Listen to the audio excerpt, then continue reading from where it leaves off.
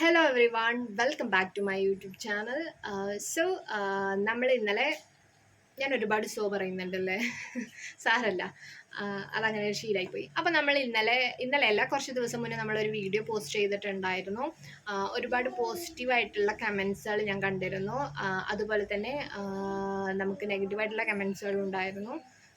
അപ്പം ഞാൻ നമ്മളിപ്പോൾ എന്താണെങ്കിലും ഒരു കാര്യത്തെക്കുറിച്ച് സംസാരിക്കുമ്പോൾ ഓഫ് കോഴ്സ് അനുകൂലിച്ചും വിമർശിച്ചിട്ടും എന്തായാലും വരും. ഞാനത് ആ ഒരു സ്പിരിറ്റിൽ തന്നെ കണ്ടിട്ടുള്ളൂ. അപ്പോൾ ഒരു 2-3 നമുക്ക് ഹാപ്പി ആയിട്ടുള്ള കുറച്ച് കാര്യങ്ങൾ, ഹാപ്പി ന്യൂസുകൾ പറയാനുണ്ട്. ഫസ്റ്റ് എന്ന് പറയുന്നത് എൻ്റെ ഞാൻ മൊത്തം 5 വീഡിയോസുകളാണ് പോസ്റ്റ് ചെയ്തിട്ടുള്ളത്. അപ്പം അതിൽ 1K വ്യൂസ് വന്നിട്ടുള്ള ഫസ്റ്റ് വീഡിയോ ആയിരുന്നു എൻ്റെ കഴിഞ്ഞ ദിവസത്തെ. അപ്പം I am very happy. And മറ്റൊരു കാര്യം എന്ന് പറയുകയാണെങ്കിൽ എനിക്ക് അത്യാവശ്യം സബ്സ്ക്രൈബേഴ്സുകൾ കിട്ടിയിട്ടുള്ളത് കഴിഞ്ഞ വീഡിയോയിലായിരുന്നു. So thank you so much to supporting me. അപ്പോൾ നിങ്ങൾ ചെയ്യുന്ന ഓരോ സബ്സ്ക്രൈബ് ആയിക്കോട്ടെ, നിങ്ങൾ ചെയ്യുന്ന ഓരോ ലൈക്സ് ആയിക്കോട്ടെ, നിങ്ങൾ എന്നെ സപ്പോർട്ട് ചെയ്തുകൊണ്ടിരിക്കുന്ന ഓരോ കമൻറ്റ് ആയിക്കോട്ടെ, അതൊക്കെ എനിക്ക് തരുന്ന ഓരോ കുട്ടി കുട്ടി സന്തോഷങ്ങളാണ്. സോ നിങ്ങളുടെ ഓരോ കമൻറ്റ് വായിക്കുമ്പോഴും സപ്പോർട്ട് ചെയ്തിട്ടുള്ള ഇനിയും ഇതുപോലുള്ള വീഡിയോസുകൾ പ്രതീക്ഷിക്കുന്നു എന്നൊക്കെ പറയുമ്പം വളരെയധികം സന്തോഷം തോന്നുന്നുണ്ട്. നിങ്ങൾ എൻ്റെ വീഡിയോ കാണുന്നതിലും സബ്സ്ക്രൈബ് ചെയ്യുന്നതിലും ലൈക്ക് ചെയ്യുന്നതിലൊക്കെ. സോ ഈ ഒരു സപ്പോർട്ട് എനിക്ക് മുന്നോട്ടേക്ക് ഇനിയും ഉണ്ടാവണം. അപ്പോൾ നമുക്ക് നമ്മുടെ കോണ്ടന്റിലേക്ക് പോവാം. ഇന്ന് നമ്മൾ എടുക്കുന്ന ഒരു ടോപ്പിക് എന്ന് പറയുന്നത്, നമ്മൾ 2 ടോപ്പിക്കായിരുന്നു ഇട്ടിട്ടുണ്ടായിരുന്നത്. ഒന്ന് മെൻ്റൽ ഹെൽത്തിൻ്റെ, ഒരു ഫാമിലി ലൈഫിലൊക്കെ ഉള്ള മെൻ്റൽ ഹെൽത്തിൻ്റെ കുറിച്ച് നമ്മൾ സംസാരിച്ചിട്ടുള്ള ഒരു വീഡിയോ നമ്മൾ പോസ്റ്റ് ചെയ്തിട്ടുണ്ടായിരുന്നു. അതോടൊപ്പം കഴിഞ്ഞ ദിവസം നമ്മൾ ഈ പറയുന്ന മാരേജ് ലൈഫിലുണ്ടാവുന്ന സ്ട്രെസ്സും അതുപോലെ ഡൊമസ്റ്റിക് വയലൻസിൻ്റെതും സംസാരിച്ചിട്ടുണ്ട്. പക്ഷെ നമ്മൾ ഡൊമസ്റ്റിക് വയലൻസിനെ കുറിച്ച് സംസാരിക്കുന്ന സമയത്ത് മെൻ്റൽ സ്ട്രെസ്സിനെ കുറിച്ചാണ് നമ്മൾ കൂടുതലായിട്ടും സംസാരിച്ചിട്ടുണ്ടായിരുന്നത്. ഫിസിക്കലി ഉള്ള അതായത് ശാരീരികമായിട്ടുള്ള ഉപദ്രവങ്ങളെക്കുറിച്ച് നമ്മൾ സംസാരിച്ചിട്ടുണ്ടായിരുന്നില്ല. സോ അതിനെക്കുറിച്ചിട്ടും അതേപോലെ ഒരു പാർട്ട്നേഴ്സിനിടയിലുള്ള മെൻ്റൽ ഹെൽത്ത് എങ്ങനെ ഇല്ലാതാക്കുന്നു, അത് സെക്സ് ലൈഫിനെ എങ്ങനെ ബാധിക്കുന്നു എന്നുള്ളതിനെക്കുറിച്ച് നമ്മൾ സംസാരിക്കുന്നത്. ഡൊമസ്റ്റിക് വയലൻസ് എന്ന് പറയുമ്പോൾ തന്നെ നമുക്ക് ആദ്യം ഓടിയെത്തുന്നത് ഈ പറയുന്നത് പോലെ ഒരു ഫിസിക്കലി, അതായത് ശാരീരികമായിട്ടുള്ള ഉപദ്രവം, ഫൈറ്റ്, ആർഗ്യുമെൻസുകൾ, ഇതൊക്കെ തന്നെയാണ് അല്ലേ. അതായത് നമ്മുടെ ഈ പറയുന്നത് മാരിറ്റൽ ലൈഫിൽ മാത്രമല്ല, ലിവിങ് ടുഗെദർ പോലുള്ള റിലേഷൻഷിപ്പിലും ഈ പറയുന്നത് പോലെ ഇത്തരത്തിലുള്ള ഡൊമസ്റ്റിക് വയലൻസ്, അതായത് ശാരീരികമായിട്ടുള്ള ഉപദ്രവങ്ങൾ അനുഭവിക്കേണ്ടി വരുന്നവരുണ്ട്. പിന്നീടും എന്തുകൊണ്ട് ഈ പറയുന്ന റിലേഷൻഷിപ്പ് മുന്നോട്ടേക്ക് പോകുന്നു എന്നുള്ളതിന് വലിയൊരു റീസൺ ഉണ്ട്. അപ്പം നമുക്ക് സ്റ്റെപ്പ് ബൈ സ്റ്റെപ്പ് ആയിട്ട് പറയാം. അപ്പം ഇതിനുള്ള ഏറ്റവും വലിയൊരു റീസൺ എന്ന് പറയുന്നത്, ഒരു മാരേജ് ലൈഫിലേക്ക് കടക്കുമ്പോൾ തന്നെ ഈ പറയുന്നത് പോലെ, അല്ലെങ്കിൽ ഒരു റിലേഷൻഷിപ്പിലേക്ക് കടക്കുമ്പോൾ ഒരു വ്യക്തി ഒരു ലീഡിങ് റോളിലേക്ക്, അല്ലെങ്കിൽ ഒരു അടുത്ത പാർട്ട്ണറേക്കാൾ ഒരു പടി മുകളിലേക്ക് എന്നുള്ള ഒരു ചിന്ത വരുന്നത് കൊണ്ടാണ് ഈ പറയുന്ന ഡൊമസ്റ്റിക് വയലൻസ് എന്ന് പറയുന്നതിനുള്ള ഏറ്റവും, അതായത് ശാരീരികമായിട്ടുള്ളൊരു ഉപദ്രവം, അതായത് ഒരു മേധാവിത്വം ഏറ്റെടുക്കുന്നത് പോലെ ആകുന്നത് കൊണ്ട് തന്നെയാണ് ഈ പറയുന്ന പ്രോബ്ലംസിനുള്ള ഏറ്റവും വലിയൊരു കാരണം. കാരണം ഇപ്പോൾ ഒരു 2 പാർട്ട്നേഴ്സ് എന്ന് പറഞ്ഞു കഴിഞ്ഞാൽ എന്താണ്, ഈക്വലി റൈറ്റ്സ് ആണെങ്കിലും ഡിസിഷൻ എടുക്കുന്നതിലാണെങ്കിലും അതുപോലെ ഒരു തീരുമാനങ്ങൾ എടുക്കുന്നതിലായിക്കോട്ടെ, ഇല്ലെങ്കിൽ എന്തൊരു കാര്യത്തിലും ഈക്വലി എന്നുള്ള ഒരു കൺസെപ്റ്റ് കൊണ്ടാണ് പാർട്ട്നേഴ്സ് എന്നുള്ളത് വരുന്നത്. എന്തും ഈക്വലി 50-50 ആയിട്ടാണ് എടുക്കേണ്ടത്. പക്ഷേ പലപ്പോഴും മാരേജ് ലൈഫിൽ അങ്ങനെയല്ല. ഒരു ഡിസിഷൻ എടുക്കുന്നതെല്ലാം ഞാൻ ചെയ്യുന്നത് നീ, അതായത് ഞാൻ ഒരു രാജാവും നീ എൻ്റെ അടിമയും എന്നുള്ള ഒരു രീതിക്കാണ് ആവാറ്. ഇതൊരിക്കലും ഞാനൊരു പുരുഷൻ സ്ത്രീ എന്നുള്ള രീതിക്കല്ല പറയുന്നത്. കാരണം പല റിലേഷൻഷിപ്പിലും സ്ത്രീ പുരുഷനെ ഈ പറയുന്നത് പോലെ ഫിസിക്കലി ഉപദ്രവിക്കാറുണ്ട്. അതേപോലെ തന്നെ പുരുഷൻ സ്ത്രീയെയും ഉപദ്രവിക്കാറുണ്ട്. ഇനിയിപ്പോൾ സ്ത്രീ പുരുഷൻ എന്നുള്ളതല്ല, പലതരത്തിലുള്ള റിലേഷൻഷിപ്പുകളുണ്ട്. അപ്പം പാർട്ട്നേഴ്സ് എന്ന് പറയാനാണ് ഞാൻ ആഗ്രഹിക്കുന്നത്. പാർട്ട്നേഴ്സ് പരസ്പരത്തിൽ ഈ പറയുന്ന ഒരാൾ മേധാവിത്വം ഏറ്റെടുക്കുമ്പോഴുണ്ടാവുന്ന ബുദ്ധിമുട്ടുകളാണ് ഈ പറയുന്ന ഡൊമസ്റ്റിക് വയലൻസ്, അല്ലെങ്കിൽ ഇങ്ങനെ ഒരു ഫിസിക്കൽ വയലൻസിലേക്ക് ഇത് കടക്കാനുള്ള ഏറ്റവും പ്രധാനപ്പെട്ട കാരണം. പക്ഷേ ഈ പാർട്ട്നേഴ്സുകൾ എപ്പോഴും ഇവരുടെ റിലേഷൻഷിപ്പ് ഇത്രയും ഡൊമസ്റ്റിക് വയലൻസ്, ഇത്രയും ശാരീരികമായിട്ടുള്ള ഉപദ്രവമാണെങ്കിലും മാനസികമായിട്ടുള്ള ഉപദ്രവമാണെങ്കിലും ഇവർ ഈ പറയുന്ന റിലേഷൻഷിപ്പിൽ തന്നെ സ്റ്റക്കായി നിൽക്കാനുള്ള കാരണം എന്ന് പറയുകയാണെങ്കിൽ, ഫിസിക്കലി ഇപ്പം സ്വന്തം പാർട്ട്ണറിനെ ഫിസിക്കലി ഉപദ്രവിച്ചതിന് ശേഷം പിന്നീട് അതൊരു എൻ്റെ ഒരു ലവ് ലാംഗ്വേജിൽ പെട്ടതാണ് അത് എന്ന് പറയുന്ന ഒരു കൺസെപ്റ്റിലേക്ക് അത് എത്തിക്കെങ്കിലും എങ്ങനെ ഒരു വ്യക്തി എന്തൊക്കെ തരത്തിലുള്ള കാരണങ്ങളും റീസൺസുകളാണെങ്കിലും ഒരാൾക്കും സ്വന്തം പാർട്ട്ണറുടെ ശരീരത്തിൽ കൈവയ്ക്കാൻ എന്ന് വിച്ച് മീൻസ് സെക്ഷുവലി ആയിക്കോട്ടെ, അതുപോലെ തന്നെ നിങ്ങൾ ഒരു അല്ലാത്ത രീതിക്കുള്ളതായിക്കോട്ടെ, ആളുടെ പെർമിഷൻ ഇല്ലെങ്കിൽ ഒരാളെ അടിക്കാൻ ഒരാൾക്കും റൈറ്റ്സ് ഇല്ല. പക്ഷേ ഇതൊരിക്കലും ഒരു ലവ് ലാംഗ്വേജിൻ്റെ ഒരു ഭാഗമായിട്ടുള്ളതല്ല, മറിച്ച് ഒരു ടോക്സിക് റിലേഷൻഷിപ്പിൻ്റെ ഏറ്റവും വലിയൊരു അടയാളമാണ് ഈ പറയുന്നത് പോലെ ഫിസിക്കലി ഒരാളെ ഉപദ്രവിക്കുക എന്നുള്ളത്. ഒരു ടോക്സിക് ആയിട്ടുള്ള ഒരു പാർട്ട്ണറുടെ കൂടെ ജീവിക്കുമ്പോൾ മാത്രമാണ് ഈ പറയുന്നത് പോലെയുള്ള ഒരു ഫിസിക്കലി അറ്റാക്ക് കിട്ടാനുള്ള ഏറ്റവും വലിയൊരു കാരണമായിട്ട് വരുന്നത്. അവരതിനെ ന്യായീകരിക്കുന്നത് എങ്ങനെയാണെന്ന് വെച്ചിട്ടുണ്ടെങ്കിൽ, അത് എനിക്ക് നിന്നോടുള്ള സ്നേഹം കൊണ്ടാണ്, നീ അങ്ങനെ പറഞ്ഞപ്പം നിന്നോടുള്ള സ്നേഹം കൊണ്ട് അല്ലെങ്കിൽ നിന്നോടുള്ള പ്രണയം കൊണ്ട് എന്നൊക്കെ പറയുമ്പോൾ ജസ്റ്റ് അത് അവരവരെ ന്യായീകരിച്ചു കൊണ്ടിരിക്കുകയാണ്. അപ്പം ഈ പാർട്ട്ണർ എന്താണെന്ന് വെച്ചിട്ടുണ്ടെങ്കിൽ ഇതിൽ സ്റ്റക്കായി നിൽക്കുകയാണ്. അപ്പോൾ അവരത് എന്നോടുള്ള ഇഷ്ടക്കൂടുതൽ കൊണ്ടാണെന്ന് വിചാരിക്കുകയും പിന്നീട് ഇത് കണ്ടിന്യൂ ചെയ്തു പോകുന്നു. പിന്നീടും ഒരു ലൈഫിൻ്റെ ഒരു പോയിന്റിലെത്തുമ്പോൾ വീണ്ടും സെയിം കാര്യം റിപ്പീറ്റ് ചെയ്യുന്നു. സോ ഒരിക്കലും ഒരു പാർട്ട്ണർ, അതായത് നമ്മുടെ ഒരു പാർട്ട്ണർക്ക് ഒരിക്കലും നമ്മളെ ഉപദ്രവിക്കാനുള്ള റൈറ്റ്സ് ഇല്ല. അതിനുള്ള സാഹചര്യങ്ങൾ ഉണ്ടാക്കി കൊടുക്കുകയും ചെയ്യരുത്. അതുപോലെ തന്നെ അവരതിനെ ന്യായീകരിക്കുകയാണെങ്കിൽ അതൊരിക്കലും ഒരു ന്യായീകരണമല്ല. സ്വന്തം പാർട്ട്ണറിനെ അടിക്കുക, അതുപോലെ സ്വന്തം പാർട്ട്ണറിനെ ഫിസിക്കലി എങ്ങനെയൊക്കെ ആളെ കീഴ്പ്പെടുത്താൻ കഴിയുമോ അത്തരം രീതിക്കെല്ലാം അയാളെ ഉപദ്രവിച്ച് ബുദ്ധിമുട്ടിപ്പിച്ചിട്ട് ഇരിക്കുക എന്ന് പറയുന്നത് അത്ര ഒരു ഗുഡ് പേഴ്സണാലിറ്റി ഉള്ള ഒരാളുടെ ഒരു അടയാളമല്ല. അതുപോലെ തന്നെ പല പാർട്ട്നേഴ്സിൻ്റെയും വലിയൊരു ഞാൻ അടിച്ചപ്പോൾ എന്നെ തിരിച്ചടിച്ചു എന്ന് പറയുന്നത് അതൊരിക്കലും അയാളെ സംബന്ധിച്ചിടത്തോളം അത് എന്താണ്, അല്ലെങ്കിൽ ആ ഒരു വ്യക്തിയെ സംബന്ധിച്ചിടത്തോളം അയാൾക്ക് അതൊരിക്കലും എന്ത് ചെയ്യാൻ പറ്റുന്നില്ല, ഡൈജസ്റ്റ് ചെയ്യാൻ പറ്റാത്ത സംഭവമാണ്. അതായത് അവർക്കടിക്കാം, തിരിച്ചടിച്ചതാണ് കുറ്റം, പക്ഷെ അവരടിച്ചത് അവർക്ക് അതൊരു പ്രശ്നമായി തോന്നുന്നില്ല. ആൾക്ക് എല്ലാത്തിനുള്ള റൈറ്റ്സ് ഉണ്ട്. അതായത് സ്വന്തം പാർട്ട്ണറുടെ തീരുമാനവും അഭിപ്രായവും അത് ഞാൻ തന്നെ ഏറ്റെടുക്കും. ആളെ ഫിസിക്കലി ഉപദ്രവിക്കാനുള്ള റൈറ്റ്സ് എനിക്കുണ്ട്. എന്തുകൊണ്ടും ഈവൻ സെക്സ് പോലും ഈ പറയുന്നത് പോലെ എൻ്റെ ആഗ്രഹം എനിക്ക് വേണ്ട സമയത്തും കിട്ടണം എന്നുള്ള ഒരു തീരുമാനം, അത്തരം തീരുമാനങ്ങളൊക്കെ ഈ പറയുന്ന പോലെ പല പാർട്ട്നേഴ്സിൻ്റെ ഇടയിലും ഉണ്ട്. അല്ലാതെ എൻ്റെ പാർട്ട്ണറും അതിന് ഓക്കെ ആണോ, അല്ലെങ്കിൽ എൻ്റെ പാർട്ട്ണറിന് ഇങ്ങനെ ചെയ്യുമ്പോൾ, അല്ലെങ്കിൽ എൻ്റെ പാർട്ട്ണറിന് ഇത്തരത്തിലുള്ള എൻ്റെ സ്വഭാവം പറ്റുന്നില്ല, അത് ഞാൻ ചേഞ്ച് ചെയ്യണം എന്നുള്ള ഒരു മൈൻഡ് വരാതിരിക്കുകയും ചെയ്യുമ്പോൾ അത് പറയുന്നതാണ് ഒരു ടോക്സിക് റിലേഷൻഷിപ്പിൻ്റെ ഏറ്റവും വലിയൊരു അടയാളമായിട്ട് കണക്കാക്കാവുന്ന ഒരു ക്യാരക്ടറാണ് ഇത്. അതിനെ ഒരിക്കലും അഡ്ജസ്റ്റ് ചെയ്ത്, അതായത് നമ്മുടെ പാർട്ട്ണറിൻ്റെ ഇത്തരത്തിലുള്ള ഒരു തെറ്റുകളെ അഡ്ജസ്റ്റ് ചെയ്ത് മുന്നോട്ടേക്ക് പോവാൻ ശ്രമിച്ചു കഴിഞ്ഞു കഴിഞ്ഞാൽ പിന്നീടുള്ള അങ്ങോട്ടേക്ക് അയാളുടെ ആ വ്യക്തിയുടെ ഉപദ്രവം എന്ന് പറയുന്നത് കൂടി വരിക എന്നല്ലാതെ അതൊരിക്കലും അയാൾ അതിനെ കുറക്കാനോ ഇല്ലെങ്കിൽ അയാൾ ഒരിക്കലും സ്വന്തം പാർട്ട്ണറിൻ്റെ ബുദ്ധിമുട്ടുകളും ഒന്നും മനസ്സിലാക്കാനോ ശ്രമിക്കില്ല. അപ്പോൾ ഇത്തരത്തിലുള്ള പാർട്ട്നേഴ്സിൻ്റെ ഒരു സ്വഭാവം കൊണ്ട് തന്നെ ഈ പറയുന്ന നമ്മുടെ പാർട്ട്ണറുടെ ഈ ഒരു സ്വഭാവം കൊണ്ട് ശരിക്കും നമ്മൾ എന്താവുന്നുണ്ട്, വളരെയധികം സഫർ ചെയ്യുന്ന ഒരു സിറ്റുവേഷനിലേക്ക് എത്തുകയാണ്. ഒരിക്കലും അവരോട് ഇതൊന്ന് കമ്മ്യൂണിക്കേറ്റ് ചെയ്യാനോ അല്ലെങ്കിൽ അവരോട് പിന്നീട് ഒരു നല്ലൊരു രീതിക്ക് കമ്മ്യൂണിക്കേഷനോ ഇല്ലെങ്കിൽ അവരുമായിട്ട് പഴയതുപോലെ ഒന്ന് ഇരിക്കാനോ ഇതിനൊന്നും പിന്നീട് എന്ത് പറ്റുന്നില്ല, ഈ പറയുന്ന പാർട്ട്ണർക്ക് പറ്റുന്നില്ല. മാത്രമല്ല പലപ്പോഴായിട്ട് ഈ റിലേഷൻഷിപ്പിൽ കണ്ടുവരാറുള്ളതാണ് ഒരു വലിയൊരു ഫൈറ്റിന് ശേഷം സെക്സ് എന്ന് പറയുന്ന ഒരു കൺസെപ്റ്റിലേക്ക് പോകുന്നത്.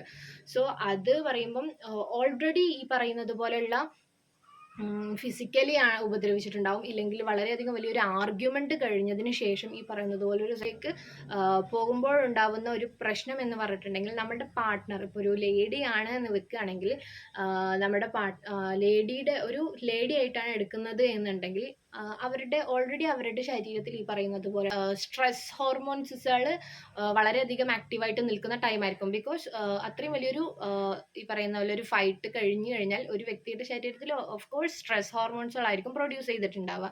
സോ ആ ടൈമിൽ ഒരിക്കലും ഈ പറയുന്ന വ്യക്തിയുടെ ശരീരം ഒരിക്കലും എന്തിന് തയ്യാറല്ല, ഒരു സെക്സിന് തയ്യാറായിട്ടുള്ള ഒരു കണ്ടീഷനിലായിരിക്കില്ല. സോ ആ ടൈമിൽ പാർട്ട്ണർ പറയാം, സോറി, ഇനി എൻ്റെ കയ്യിൽ നിന്ന് അങ്ങനെയൊന്നും ഉണ്ടാവില്ല എന്നൊക്കെ എത്രയൊക്കെ വളരെ സ്വീറ്റ് ആയിട്ടുള്ള സംസാരങ്ങൾ സംസാരിച്ചു കഴിഞ്ഞാലും എന്തുതന്നെയാണെങ്കിലും ഒരിക്കലും അവരുടെ ഒരു ശരീരത്തിലത്തെ ഹോർമോൺസ് എന്ന് പറയുന്നത് ഒരിക്കലും എന്തായിട്ടുണ്ടാവില്ല, ഒരു റിലാക്സ്ഡ് ആയിട്ട് നിൽക്കുന്നുണ്ടാവില്ല. ഹോർമോൺസ് പറയുന്നത് സ്ട്രെസ് ഹോർമോൺസ് ആക്റ്റീവായിട്ട് നിൽക്കുന്ന ടൈമായിരിക്കും. ആ ടൈമിൽ ഈ പറയുന്ന പോലെ ഒരു സെക്സ് എന്ന് പറയുന്നത് ഒരു വുമണിനെ സംബന്ധിച്ച് നോക്കുകയാണ്, ഒരു സ്ത്രീയെ സംബന്ധിച്ച് നോക്കുകയാണെന്നുണ്ടെങ്കിൽ അത് അവരുടെ ശരീരത്തിൽ വളരെയധികം നെഗറ്റീവായിട്ടായിരിക്കും എടുക്കുക. ബിക്കോസ് അവരുടെ ഈ പറയുന്നത് പോലെ വെജൈനൽ മസിൽസുകളൊക്കെ ടൈറ്റ് ആകുകയും അതുപോലെ തന്നെ അവർക്ക് ഈ പറയുന്ന പോലെ അതായത് ഹാപ്പി ഹോർമോൺസുകളായിട്ടുള്ള ഈ പറയുന്ന പോലെ ഓക്സിറ്റോസിൻസ് പോലുള്ള ഹോർമോൺസുകളൊന്നും പ്രൊഡ്യൂസ് ചെയ്യാതെ വരികയും അതുപോലെ തൻ്റെ പാർട്ട്ണറുടെ കൂടെയുള്ള ഒരു സെക്സ് ലൈഫ് എന്ന് പറയുന്നത് ഒട്ടും പ്ലഷറബിൾ അല്ലാതെ ആകുകയും ചെയ്യുമ്പോൾ ഈ പറയുന്ന റിലേഷൻഷിപ്പ് എന്ന് പറയുന്നത് ഒന്നുകൂടി എന്താകുന്നുണ്ട്, ആ ഒരു വ്യക്തിയോട് കൂടിയുള്ള റിലേഷൻഷിപ്പിൽ ഒന്നും തന്നെ കിട്ടാത്ത ഒരു, അതായത് ഈ പറയുന്ന പോലെ ഒരു നല്ലൊരു ഓർമ്മകളില്ല, ഒരു നല്ലൊരു സെക്സ് ലൈഫ് അയാളുടെ കൂടെ കിട്ടുന്നില്ല, ഒരു സെക്സ് പ്ലഷർ കിട്ടുന്നില്ല, മറിച്ച് ഒരു സന്തോഷമില്ല, ഈ പറയുന്നത് ഫിസിക്കലി വളരെയധികം ഉപദ്രവിക്കുന്നു എന്നൊക്കെ പറയുമ്പോൾ അത്തരം റിലേഷൻഷിപ്പ് പിന്നീട് മുന്നോട്ടേക്ക് കൊണ്ടുപോകുക പറയുന്നത് വലിയൊരു ബേർഡൻ ആയിട്ട് മാറുകയാണ്.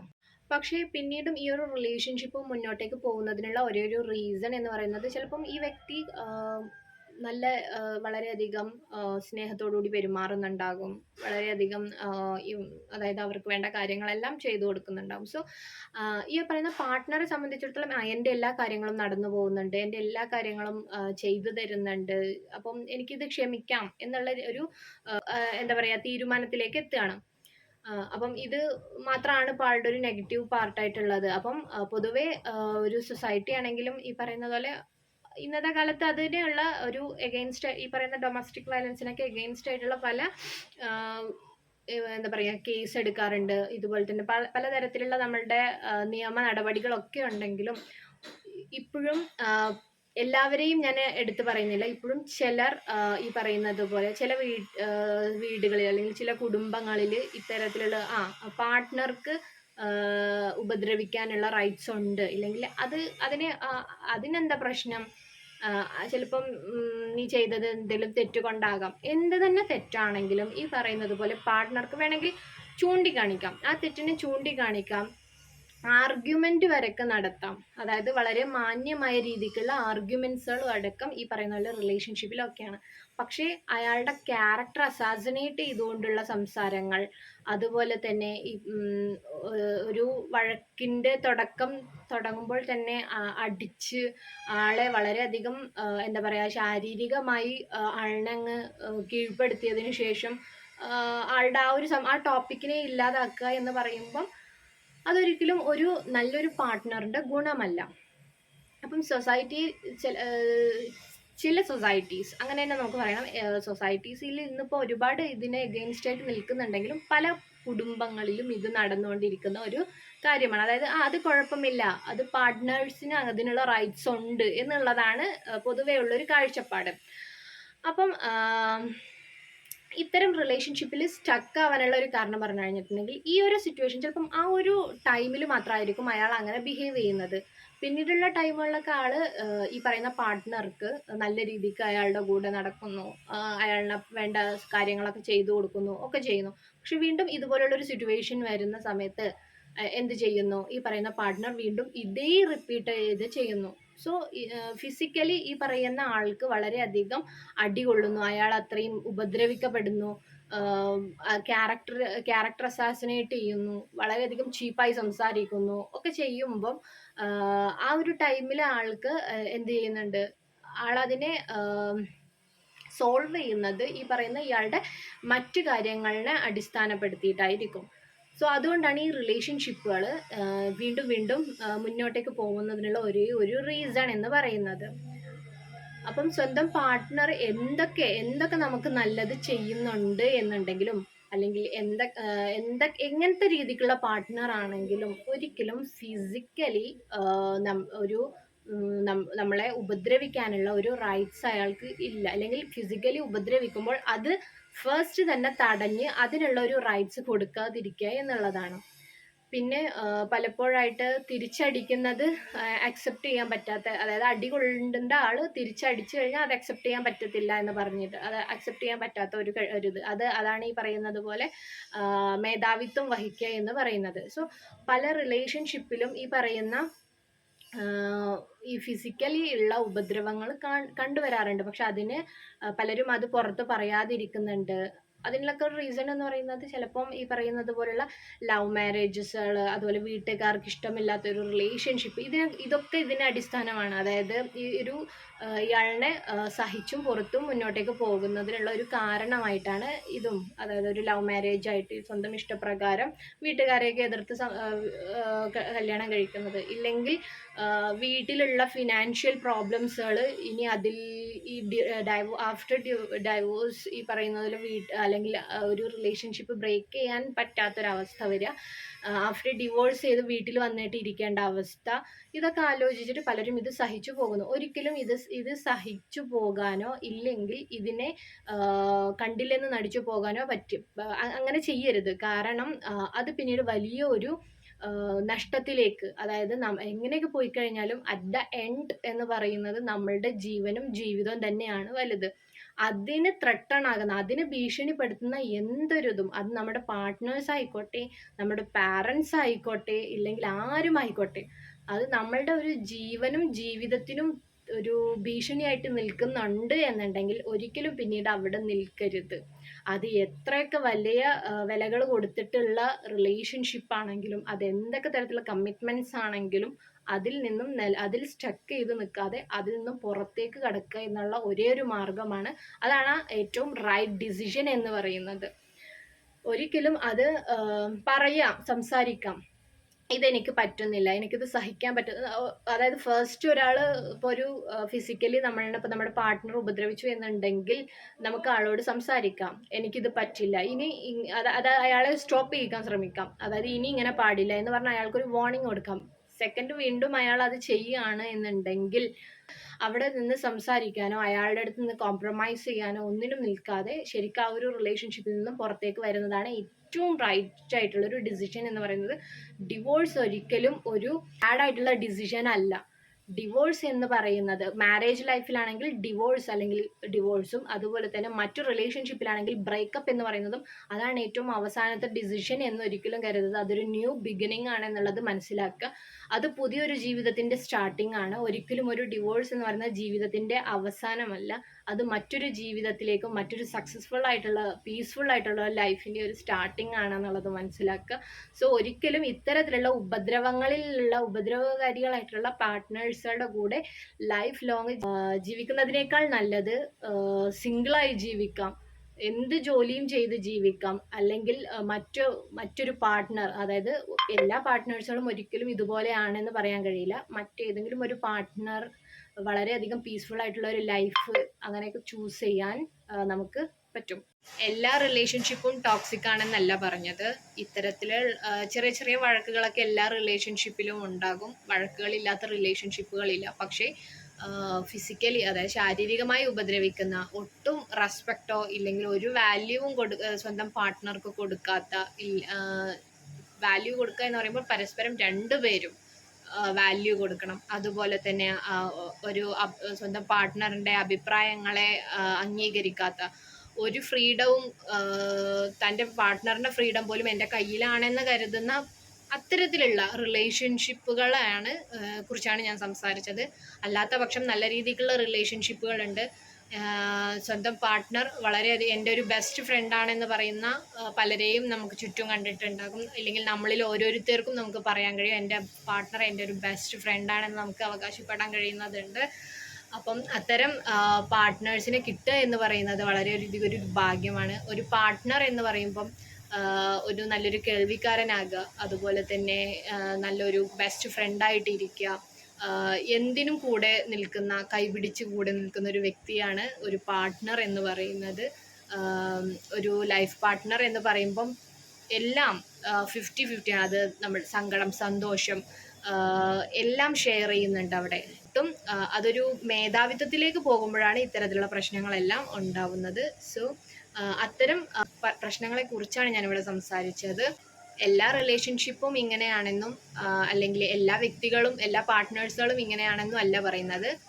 നല്ല പാർട്ട്നേഴ്സുകളും ഉണ്ട്. അതിനിടയിൽ ഇത്തരത്തിലുള്ള പാർട്ട്നേഴ്സ് റിലേഷൻഷിപ്പിലുള്ള ഇത്തരത്തിലുള്ള പ്രോബ്ലംസുകളും ഉണ്ടെന്നാണ് പറഞ്ഞിട്ടുള്ളത്. അപ്പം നിങ്ങളുടെ അഭിപ്രായങ്ങൾ, അതായത് നിങ്ങൾക്ക് ഇതിലുള്ള അഭിപ്രായങ്ങൾ എന്താണെന്നുണ്ടെങ്കിൽ നിങ്ങൾക്ക് കമൻറ്റ് ബോക്സിലൂടെ പറയും. ആരെങ്കിലും ഇത്തരത്തിൽ നല്ലൊരു ഫ്രണ്ട്, എൻ്റെ ഒരു പാർട്ട്ണർ നല്ലൊരു ഫ്രണ്ട് ആണെന്ന് അഭിപ്രായമുള്ളവർക്ക് അതെൻ്റെ കമൻറ്റിൽ പറയാവുന്നതാണ്. പിന്നെ നിങ്ങൾക്ക് എന്തെങ്കിലും വിമർശനങ്ങൾ ഇതിലുണ്ടെന്നുണ്ടെങ്കിൽ അതും എൻ്റെ കമൻറ്റ് ബോക്സ് വഴി നിങ്ങൾക്ക് പ്രകടിപ്പിക്കാവുന്നതാണ്. സോ ഇന്നത്തെ ടോപ്പിക് നിങ്ങൾക്ക് ഇഷ്ടപ്പെട്ടിട്ടുണ്ടാവും എന്ന് ഞാൻ വിചാരിക്കുന്നു. മാക്സിമം സപ്പോർട്ട് ചെയ്യുക. സബ്സ്ക്രൈബ് ചെയ്യാതെ കാണുന്നവരൊക്കെ ഒന്ന് സബ്സ്ക്രൈബ് ചെയ്ത് സപ്പോർട്ട് ചെയ്യൂ. അതുപോലെ ലൈക്ക് ചെയ്യൂ. ഷെയർ മാക്സിമം നിങ്ങൾക്ക് അറിയാവുന്നവർക്കൊക്കെ ഷെയർ ചെയ്ത് കൊടുക്കൂ. അതുപോലെ തന്നെ ബെൽ ബട്ടൺ ക്ലിക്ക് ചെയ്തിട്ടുണ്ടെങ്കിൽ നിങ്ങൾക്ക് എൻ്റെ എല്ലാ വീഡിയോസിൻ്റെയും നോട്ടിഫിക്കേഷൻസ് വരുന്നതായിരിക്കും. So keep supporting me. അടുത്ത ഒരു വീഡിയോ ആയിട്ട് വരുന്നത് വരയ്ക്കും. Bye bye.